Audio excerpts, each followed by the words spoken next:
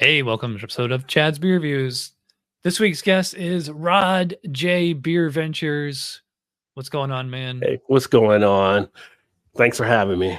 Yep. You know, it's funny. I've had this bottle in the fridge here for like months because whenever I do a collab review like this, it's like I have to get something that we can both get, and like usually it's like international beers, like a lot of Belgian and German beers. Mhm. So I've reviewed this one before, but it's been a long time. So of course I'm talking about Orval Trappist Ale. This is 6.9 ABV. Mine was bottled on November 13th last year, and it's from the Orval Brasserie d'Orval out of Orval, Belgium. This is the only beer that this Trappist monastery makes, as far as I know. Mhm. So, and it is a Brett beer, so I pour it into my, tulip glass, and even though it's like, you can see it's like a nice orange amber color, it just foams up a huge, like you have to pour this thing basically at like a horizontal angle, Yeah. So yeah, Rod's got a big fluffy head on his too. Yeah, it's subtle It in now, has, though. it has dissipated a little. I mean, this Yeah. with Brett beers, and it's like you always end up waiting, So Yeah. anyway, how does it smell? Ooh, wow. It smells like a bread beer. I mean, you're getting a little bit of a funkiness in there. So you're picking up the yeast. Yeah, I definitely picked like Brett was the first thing I noticed, but I also get like a pretty strong orange citrus on this one. I get some orange. I definitely get kind of that farmhouse type aroma too, though. But I get the orange. Mhm. Almost behind the orange, a little bit of a lemon peel is what Yeah, I'm I agree getting with on that. mine. Yeah. Yeah, it's kind of like orange juice frozen concentrate, and yeah, a little bit of lemon peel. Yeah. Maybe like a little bit weedy, maybe. But Yeah. are you Yeah. getting like toast or so I'm trying to like pick up like the base malt, but like the yeast quality is like so strong, it's kind of like overriding everything else. Yeah, I'm getting a little bit of a toast bready type feel in it as well.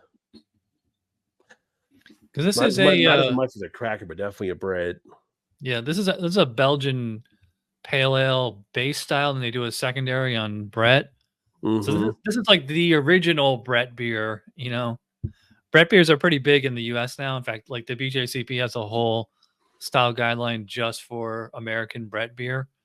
Although actually they're kind of waning in popularity. Anyway, we've been Really? going Okay. for like over 3 minutes now. You want to dig in here? Yeah, I'm going to get Mm. a taste here. Yep. Cheers. Cheers. Get on the palate.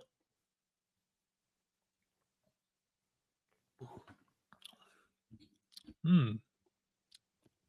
Yeah, that Brett is intense. Yeah, you get a little bit grassy note in there once you put on the palate. Mhm. A little bit of earthiness to it. It's got a Yeah, nice. It's got a nice splash on the flavor though. It hits the cheeks nicely where you're getting that splash coming through. I would say like the first thing I noticed is kind of like what I noticed on the aroma, like it's very orange. Hmm. It's like, well, I think the first thing I noticed on this one was like the Brett, and it has like almost like an acidic quality to it. Like you get like a Yes. little bit of like an acidic, I don't say burn, but like a little bit of like an acidic warmth. Hmm. You definitely get that. Definitely got a bitter and quality to it. Hmm. Like my wife Yeah, would be like, she would not want this because of the bitter. yeah. Yeah.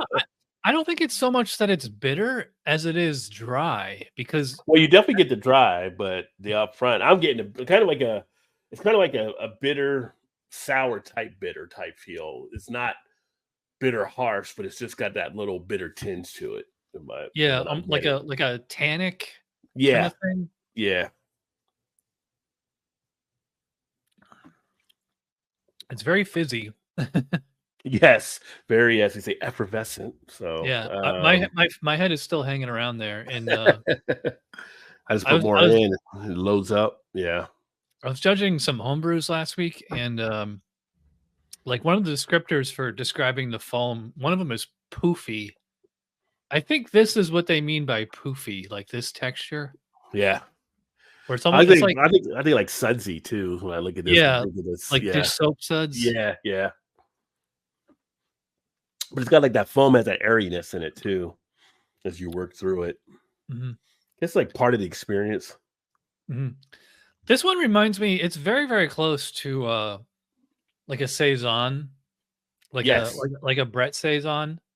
which is why I was getting the farmhouse stuff earlier. Mhm. Yeah, Talking about that there. Yeah, it's definitely kind of down that road a little bit.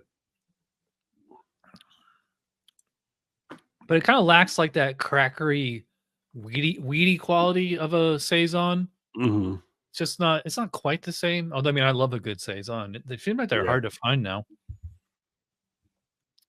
I haven't had a Belgian amber ale or Belgian pale ale in years, and like you can't even get them anymore. I think like the only one I can think of, like there's two. There's Palm, which I Hmm. haven't seen in years, and then the big one in America is 𝐎𝐴𝐺 Rare Voss. You ever had that Okay. one? Yeah. I don't know if I don't think I've had the Rare Voss out of the 𝐴𝐴𝐺 beers, but I know of it, and I've had the Palm because when I lived in Mhm. Cincinnati for a number of years, Palm we get that out there all the time, and some of the bars even had on tap.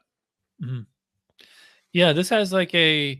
It's starting to warm up now. I probably should have let it warm up before we started, but Yeah. I'm starting to get like a little bit of like a caramel on this. Is it just me? I haven't had the caramel hit yet.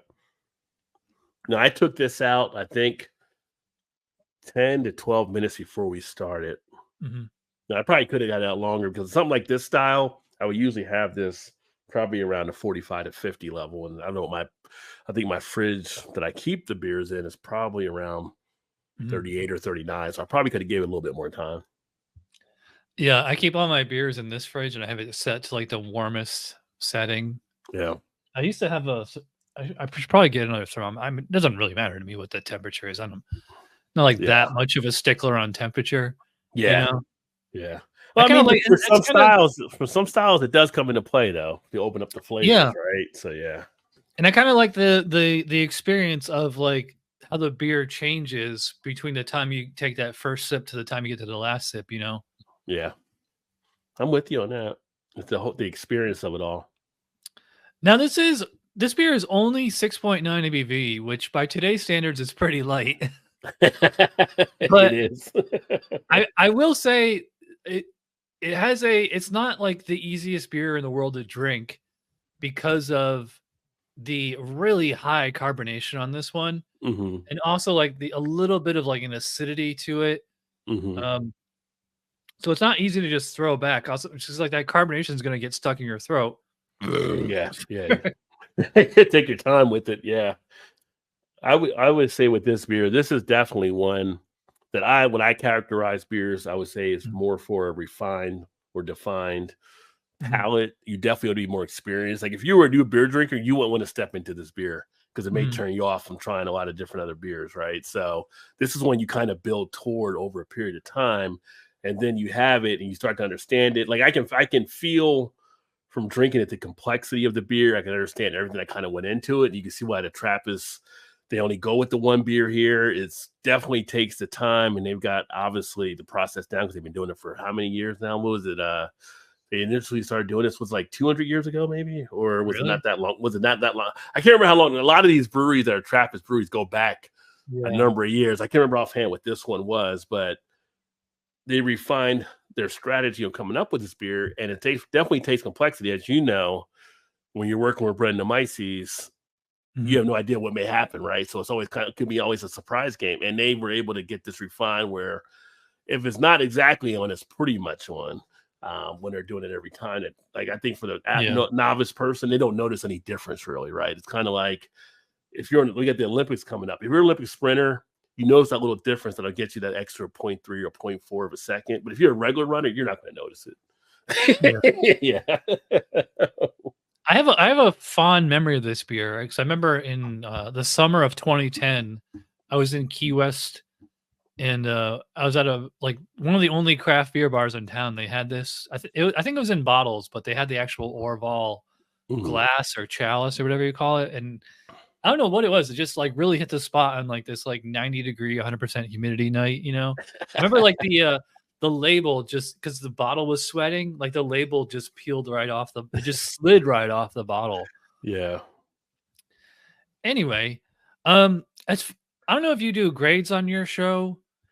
For me, this is about like a 8 out of 10, kind of like a B+ kind of beer. Okay.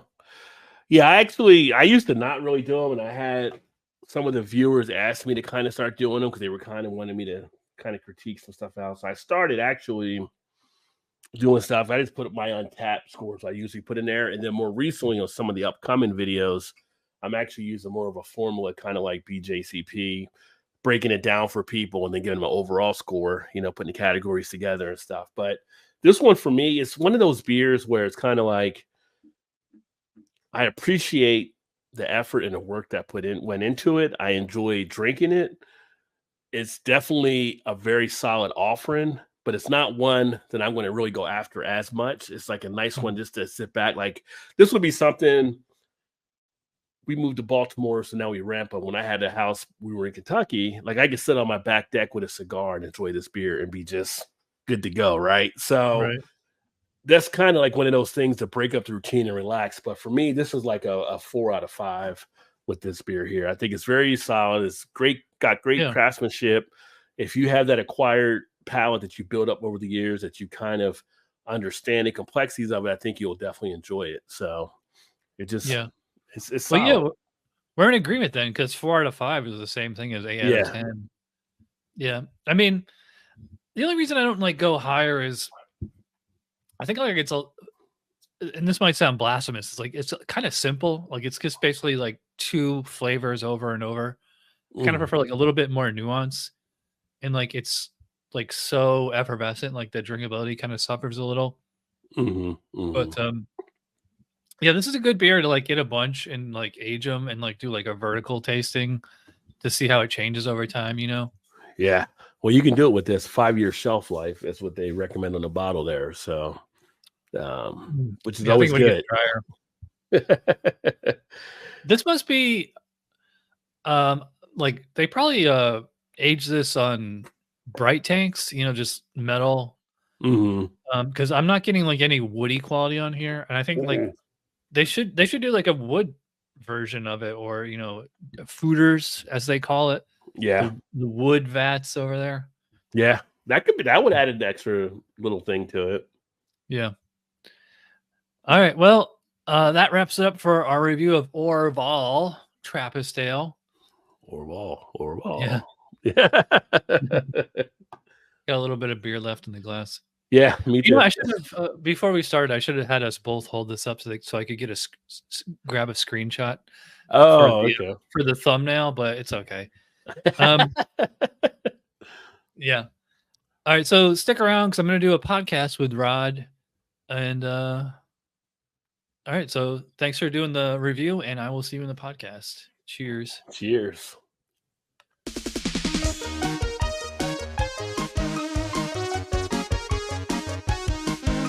Somebody brewed it. Chad just reviewed it. Thanks for watching Chad's Beer Reviews. Trust me, the next episode will be a lot better.